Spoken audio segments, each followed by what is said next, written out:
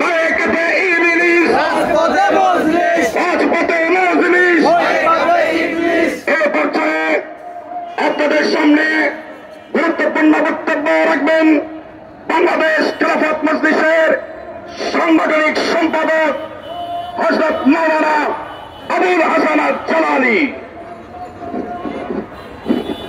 সংগ্রামী সাথী ও বন্ধুগণ, দীর্ঘ 9 মাস অতিক্রম করে ঐক্যমত কমিশন সর্বশেষ আমরা জানতে পেরেছি 15 তারিখ স্বাক্ষর হবে।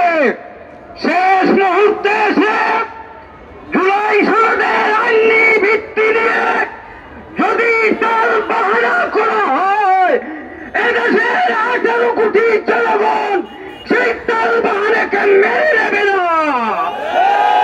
আমরা বলবো যেভাবে 26টি দল জুলাই ঐক্যমত্যে কমিশনে আইনি ভিত্তি সুপারিশ করেছে, সেইভাবে বাস্তবায়ন করতে হবে।